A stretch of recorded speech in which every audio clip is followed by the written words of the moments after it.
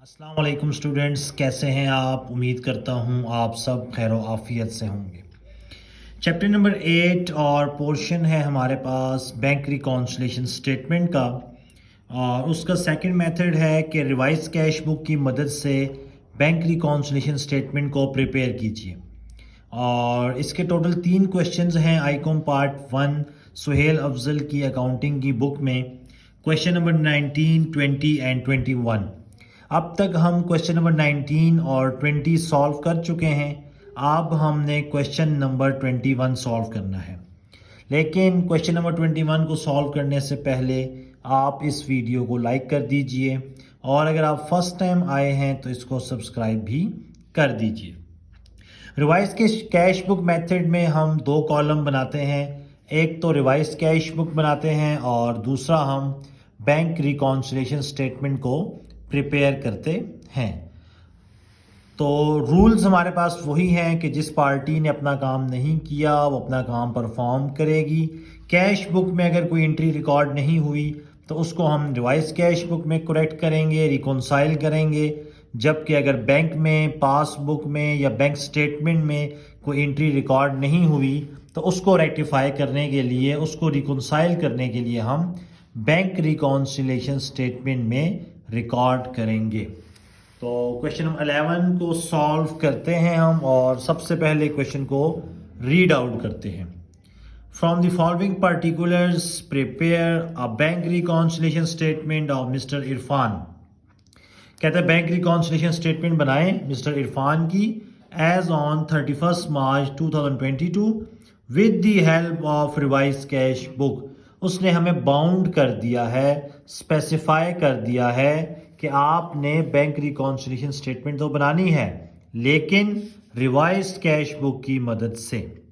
पहली चीज है bank overdraft as per cash book. ये तो हमारे पास बैलेंस गिवन है कैश बुक का और वो भी कौन सा बैलेंस? Overdraft balance. तो चूंकि कैश बुक का बैलेंस है इट मींस कि इसको हम रिवाइज कैश बुक में लिखेंगे। और ओवरड्राफ्ट बैलेंस है इसका मतलब ये हमारा क्रेडिट बैलेंस है, लाइबिलिटी है हमारी।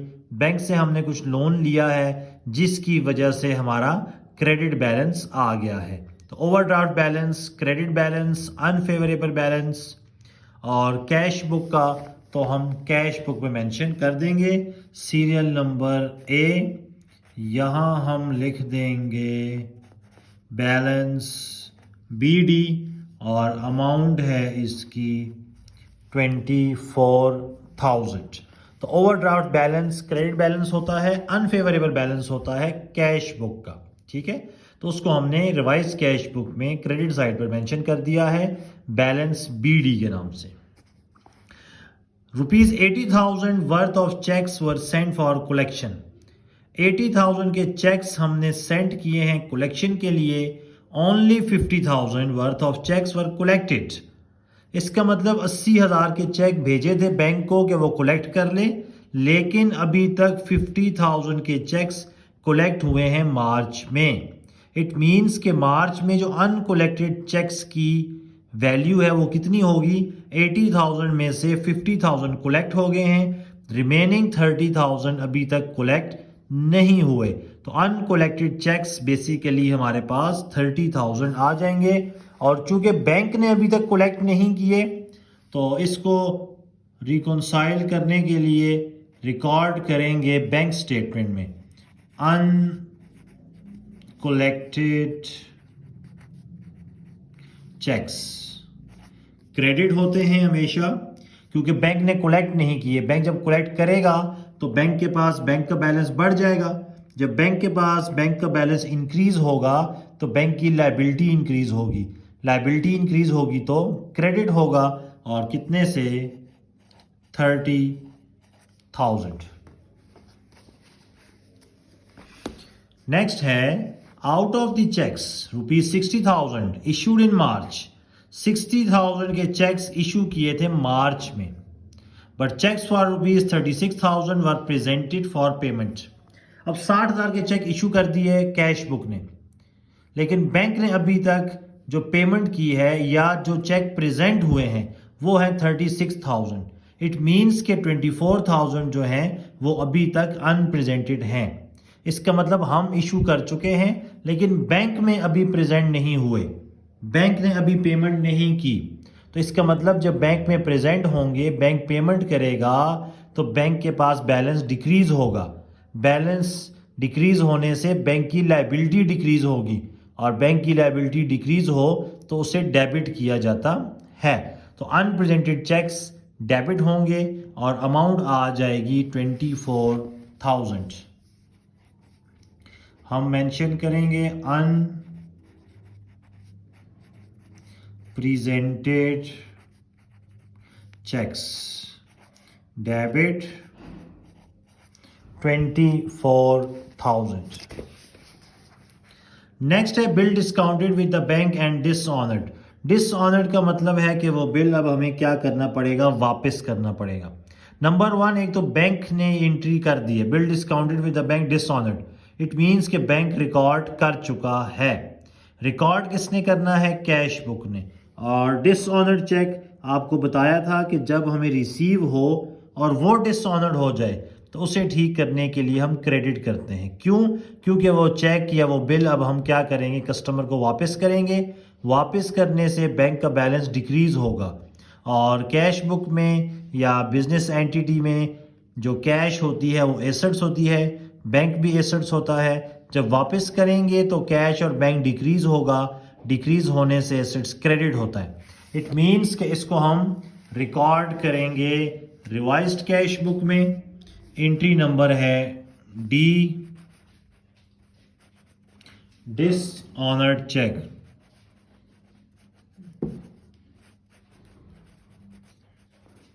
और अमाउंट है इसकी 60,000। नेक्स्ट है a cheque of ₹10,000 enter in the cash book debit side. कह रहा है एक चेक था 10,000 का जो कैश बुक में रिकॉर्ड हो चुका है डेबिट साइड पर। इट मीन्स कि ये चेक पासबुक में रिकॉर्ड नहीं हुआ, बैंक में रिकॉर्ड नहीं हुआ, तो वहां हम रिकॉर्ड करेंगे। Not send to the bank for collection uncollected cheques. आपको बताया था कि अनकोलेक्टेड चेक्स हमेशा क्रेडिट होंगे। क्यों होंगे? उसके लिए आप इस प्लेलिस्ट की जो सेकंड और थर्ड लेक्चर है उसको आप सुन सकते हैं। वहां हमने डिटेल से एक्सप्लेन किया है कि अनकोलेक्टेड चेक्स क्रेडिट क्यों होते हैं।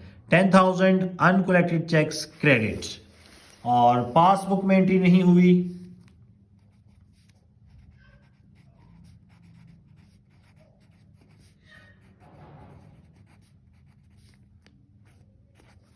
अमाउंट है 10,000। और लास्ट एंट्री है हमारे पास discount receive of 500 was enter in the bank column earnestly. अच्छा, डिस्काउंट रिसीव का सेपरेट कॉलम होता है। आपने ट्रिपल कॉलम कैश बुक पढ़ी है, अगर नहीं पढ़ी तो हमारी प्लेलिस्ट की वीडियो में जाएं, वहाँ कैश बुक आपको नजर आएगी। वहाँ single column, double column, triple column हम आपके सामने सॉल्व कर चुके हैं। ऑलरेडी रिकॉर्डेड लेक्चर्स मौजूद हैं। तो वहाँ आप देखेंगे कि डिस्काउंट रिसीव का कॉलम सेपरेटली मेंशन होता है और ये क्रेडिट साइड पर मेंशन होता है।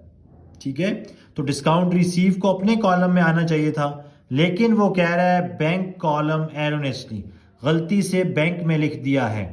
तो चूंकि डिस्काउंट रिसीव क्रेडिट साइड पर आता है तो क्रेडिट साइड पर बैंक में मेंशन कर दिया होगा, जो कि मेंशन नहीं करना चाहिए था। तो अब जब गलती से एक चीज क्रेडिट कर दी है तो ठीक करने के लिए उसको हम क्या कर देंगे, डेबिट कर देंगे। ठीक है, तो डिस्काउंट रिसीव को रिवाइज कैश बुक में डेबिट करेंगे। क्यों? कि मिस्टेक जो है हमारे पास वो कैश बुक की है। तो रिवाइज कैश बुक में हम लिखेंगे यहां पर डिस्काउंट रिसीव्ड।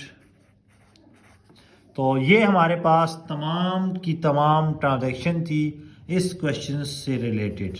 अब हमने क्या करना है, सबसे पहले रिवाइज कैश बुक का बैलेंस निकालना है। हैवियर साइड क्रेडिट साइड है 60,000 प्लस 24,000, तो ये आ जाएगा 84,000 एंड 84,000। 84,000 में से 500 लेस करेंगे 83,500 और ये आ जाएगा बैलेंस CD। चूंकि बैलेंस डेबिट साइड पर आया है, इसका मतलब क्रेडिट साइड हैवियर है, तो ये हमारे पास क्रेडिट बैलेंस होगा 83,500। और रिवाइज्ड कैश बुक का बैलेंस है तो हम लिखेंगे balance as per revised cash book. अब चूंकि ये कैश बुक का बैलेंस है तो नीचे जो हमारे पास बैलेंस निकलेगा वो पासबुक का होगा।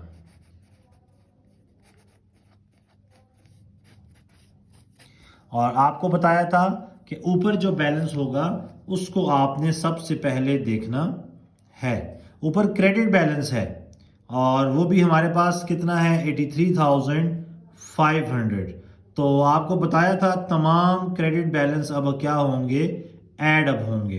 तो 83,500 प्लस 30,000 प्लस 10,000, जबकि उसमें से डेबिट वाली माइनस कर देंगे 24,000, तो ये आ जाएगा 99,500। और आंसर पॉजिटिव आया है तो इसका मतलब अगर ऊपर भी ओवरड्राफ्ट बैलेंस है तो नीचे पासबुक का बैलेंस भी ओवरड्राफ्ट ही होगा, तो यहाँ हमारे पास डेबिट बैलेंस आ जाएगा। लेकिन अगर आंसर नेगेटिव आ जाए तो ऊपर अनफेवरेबल तो नीचे फेवरेबल होगा, अगर ऊपर फेवरेबल है तो नीचे अनफेवरेबल होगा। लेकिन अगर आंसर नेगेटिव में आ जाए तो ऊपर अनफेवरेबल होगा तो नीचे पासबुक का बैलेंस भी अनफेवरेबल ही होगा। तो ये हमारे पास बैंक रिकॉन्सिलिएशन स्टेटमेंट का क्वेश्चन नंबर 21 था और इसी क्वेश्चन के साथ हमारी रिवाइज कैश बुक भी एंड हुई। इंशाअल्लाह अगले लेक्चर में हम आपको डबल बैलेंस मेथड से बैंक रिकॉन्सिलिएशन सॉल्व करना सिखाएंगे। तब तक के लिए चैनल देखते रहिए। इंशाअल्लाह आपसे दोबारा मुलाकात होती है। अल्लाह हाफिज़।